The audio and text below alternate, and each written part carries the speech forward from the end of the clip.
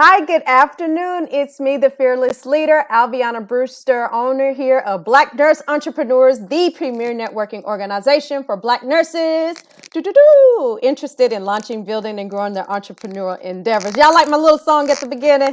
I'm excited about today's interview. Listen, our B&E Takeover Conference is just amazing. I'm so happy that I'm able to provide you guys with just some amazing boss nurses. And I look forward in the future to continue to be able to serve this community so that we bring nothing but the best. And so I have my good friend here with us, the Dr. Latora Grant Scott.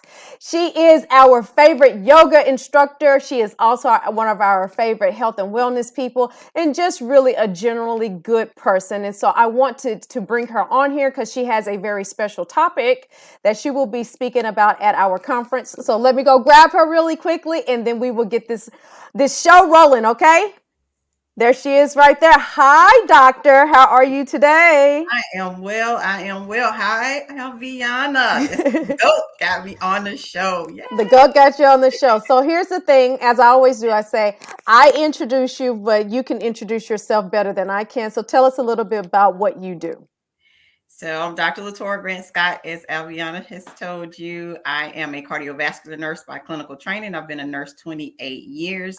I'm the owner of Eclipse Health Consultants, and the functional movement arm of that company is the Nurse Doc is Zen, which most people know me by the Nurse Doc is Zen because that's the yoga and the meditation and the wellness piece of it. But I also do, because my PhD is in community education, health promotion, public health. So I do a lot of public speaking, wellness conferences, seminars, and different things like that. But I also do yoga. So you might see me online on my head sometimes or doing Alviana's favorite pose with my hands behind my back. So that's me. So here's the thing about you. She forgot to mention that she's also our favorite accountability partner because she's responsible for making sure not only are we doing what we're supposed to, but she's also checking in just to lend that extra additional hand. So why is self-care important to our businesses? How do we combine the both of those topics? Self-care is so important to our businesses because, when you start business, especially if you get a coach, the first thing they talk about is the mindset, correct? Mm-hmm. So to have the proper mindset for business, you have to have a proper mind. So you have to have well-being, total well-being in yourself. And so people sometimes don't think about it that way. It's like, I got to grind. And, I got to chase the bag and I got to do all these things. And it's like, yeah, but you got to be healthy enough to do those things. Right. And so I think we forget, and even if your business is booming and you have brought in a team, you have to think about the self-care of the team. Because if you got people calling in or they're never showing up or they're there, but they're sick and then they're infected. So it's a whole business strategy because it impacts your business. But the main thing is, like, if you get a business coach and they're telling you about your mindset, when you talk about branding, you have to start with you. Because no matter what your branding marketing team does, if you own the business, you are the brand. So if you are a healthcare wellness business, but every time I see you, you're sickly, kind of suspect whether I want to roll with you or not, right? Or if you are a business person and you are teaching me financial business strategy, but every time I see you, it's kind of questionable whether or not you're going to be able to take this check if we go out to eat. That's not a good look. So you are the brand. And so that's how I start with the self-care. You have to start with you and then give out. You can't give out what you don't have within yourself. You know what's interesting? I never thought of this before, but I've never thought of it in this way. But you said it, that not only is it the self-care of myself first, but also the self-care of my business, the people who are working within the business. How are they taking care of themselves, and how is it that I can maybe improve or impact that so that in return they will become more appreciative, they will become more not profitable, but proactive in your business, things like that. They function better for you. So of course it would be good to make sure that they are taken care of as well. I like that. I think that's something that's coming from a person that was at the bedside at one time, right? So I worked in the hospital system. I think that's something as a system. It's a lot of things that I feel that they fail nurses on, but I think that that is one thing that they definitely fail us on. We are responsible for caring for everybody, including the, when we're at work, when we're at home, but we'll go a whole 12-hour shift and say we can't go to the bathroom because we're too busy to stop and go to the bathroom. Right. And like nurse's bladder is a real thing. It's a common term that people know that when you get older, because you've been doing that, now you have bladder issues, but you were a healthcare professional for 30 years. What sense does that make? Yeah, it doesn't make sense at all. Yeah, so I think that that's something that even from like hospital corporate wise, that's something that they need to do a better job at, is ensuring the health of their actual employees. And that's a self-care strategy for sure. Absolutely. And what I was going to say is that your team will be more productive. The productivity will be better whenever they themselves are healthy and doing well, So yes. Correct. You have mentioned this. There's two things specifically that you've mentioned. Let's take the first one. You have mentioned in the past that yoga is one of those things that actually helped you during a very tough time. And so I want you to talk about how we can instill yoga or other self-care practices, even in the toughest of times, whether it's in our life and or our business. So yoga definitely was something that I feel God sent to me at a very difficult time in my life when I was going through my divorce.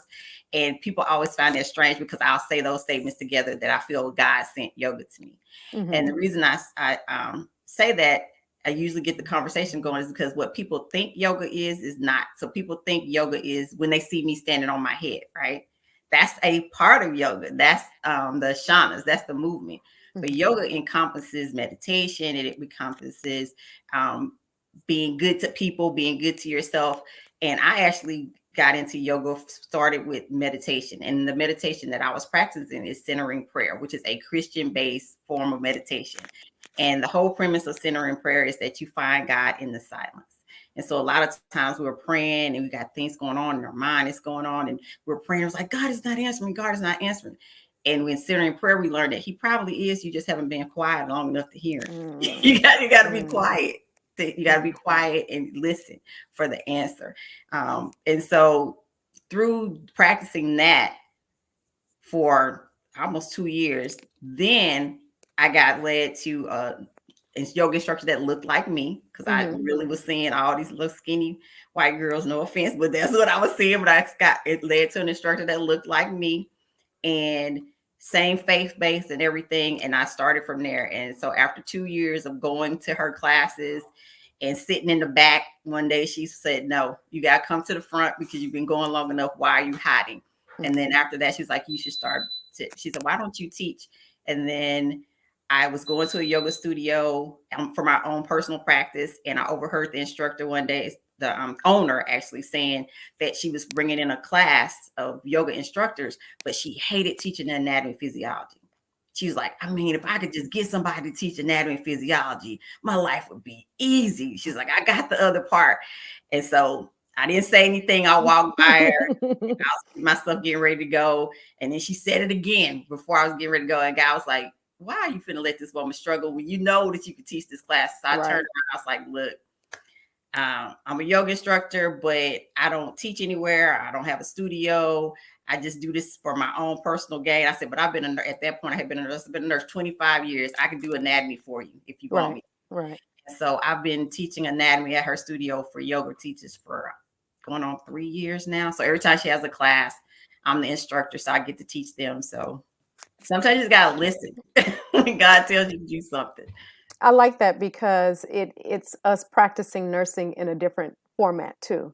A lot of people think we absolutely have to be at the bedside in order to have a profitable business or a successful nursing career, and that's not necessarily so. We get the cool thing about this community is we get to see what the example looks like to practice nursing on our own terms and being able to effect the magnitude, be able to be that person that is the leader. One other thing that you always say is that we have to schedule self-care sometimes within our daily regimen. It is that crucial.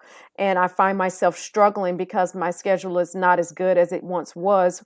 Back when I was working at the hospital, I felt overwhelmed and overworked then. But at Right. least now, looking back at it, now I can say I had a schedule. At least I knew that I was going to be off on this day and that day. Now I'm struggling to try to fit those things into the schedule because of the autonomy. I'm able to just work and do what I want to do. So I want you to speak to just how important it is, especially as the entrepreneur, how important it is to schedule self-care practices within your daily regimen.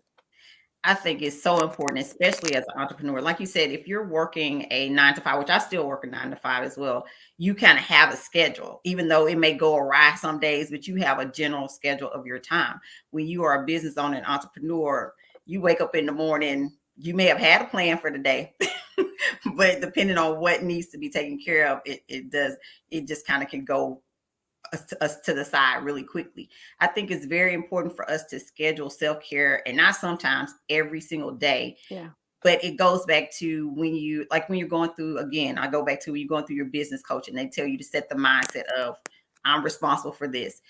It can't be, I'm gonna put it on here, but I know that this is just really a placeholder if something else Right. more important comes up.